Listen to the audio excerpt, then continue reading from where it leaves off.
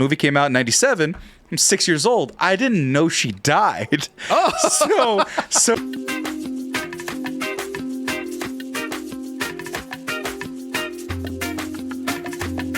So how much do you know about my love for Selena, the movie?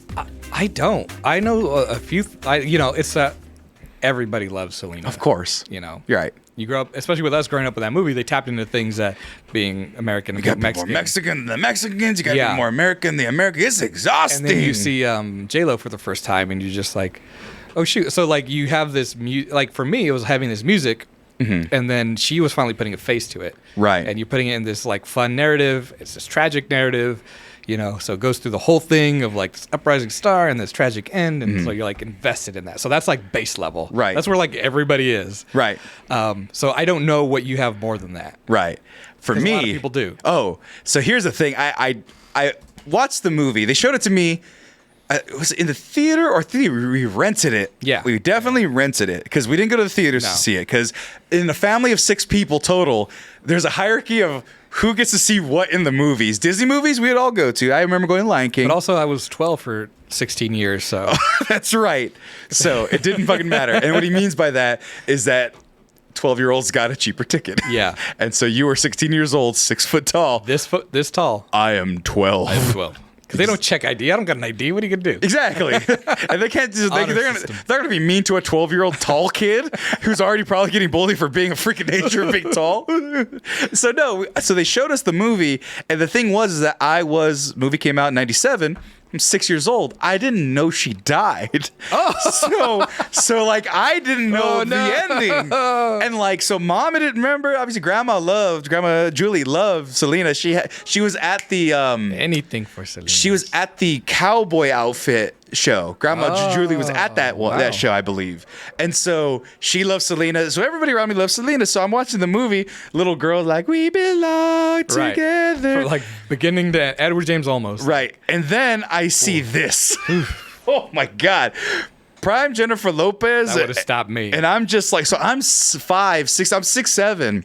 6 years old, 7 years old, and I'm watching this movie, and I'm saying what to me is like the most beautiful woman ever, man. And I'm seeing bustiers, and I'm seeing midriff and lower back, and because we were in I'm seeing shoulder. I'm seeing shoulder.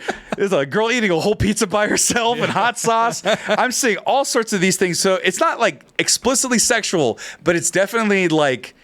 There's something like that's growing with me. It's like, oh, I like girls. There's that fieriness of just like, that kind of performance, performance that comes from like that music and that background and that everything is just like, right. The salsa and like, the big flamenco and all that stuff. Like, right. And obviously Jennifer Lopez is a fucking just stunner. Yeah. Like entirely. So I remember liking the movie, but not knowing quite why. So then my 7th birthday, either 7th or 8th, probably 7th, they got it for me on VHS, and I got it along with like a Buzz Lightyear toy and some other cool shit. And I was like, that's kind of a weird thing to get. But fuck it, I like the movie Selena, and I definitely like Jennifer Lopez, Busti Caca, it's a bra. Yeah. And so I live my life knowing that. Everyone knows I got the Selena tape. Everyone knows I like Selena. Just in the family, not a big deal. And then I start like dating, having sex, talking to women, whatever. Right. Hilariously, my first girlfriend's name is Jennifer Lopez, which that was hilarious. That was just a coincidence. But then I start going, and I go, okay, I'm 24, and I go, it's been a while since I've seen Selena. Let me go watch it again, right? Yeah. And then I looked at all of my tastes in the current mode I was in at 24, 25 years old, and I'm like, oh shit, long black hair, bright red lipstick, high-waisted shorts, midriff. Like these are all things that I was watching the movie, every fucking outfit. Wait. What? One more characteristic. Well, we can go without saying. It goes without saying. But if you watch some of these clips, you may notice that she is quite what's the right word? Voluptuous. Look at that. You can just see fucking from a mile away. Yep.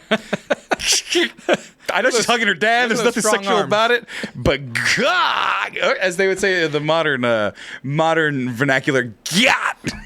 GYATT. Hit him with the gyat. And so I'm like, okay. So I see the new Selena. She's in the Alamo Dome. I believe it's the Alamo Dome outfit, the purple. And I'm like, yeah, it's Selena. And she is creepy as shit. And I'm like, oh my God, whatever. I'm happy. How does she look like she has too many teeth? They probably counted the right amount. Right. Right. But she had a very engaging smile. She had a very engaging smile. You couldn't see every individual tooth. Right. She wasn't like a fucking great white shark with rows of teeth. And She also looks like she has a slight underbite. Or I can't. Overbite. And she's also not looking at anything or through the distance. She looks terrified to see me. Yeah. She's like, I hope this Mexican gets away from me. And she's Mexican-American.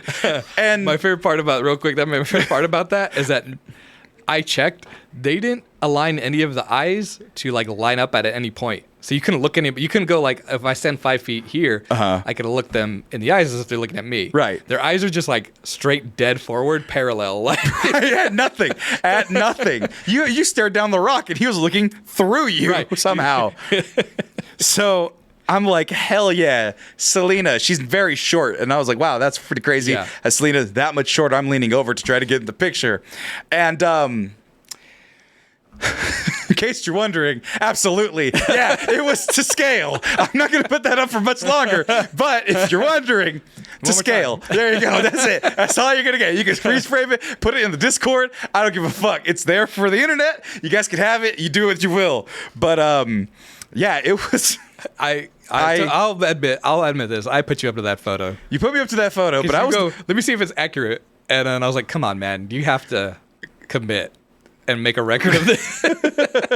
Yeah. The face. Yeah. Bend, and then you bend. Oh, I knew exactly what I was going to do. Because that was the thing.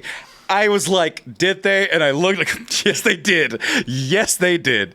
And then I just kept looking because I was like, can wax dolls consent? Is this bad? I know I'm a pervert. I know I'm a pervert. That's fine. I told you have to wash it away by finding other male statues. Checking the accuracy on them. Because then you're like a connoisseur. Well, they didn't have any John Hamm ones. Because apparently John Hamm has a massive dong.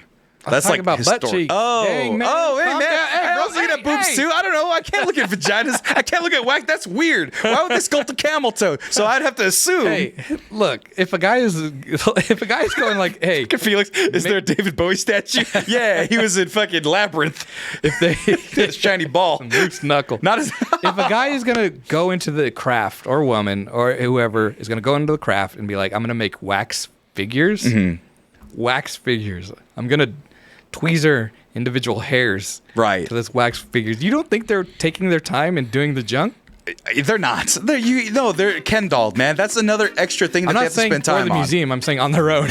Oh, on their own. Yeah.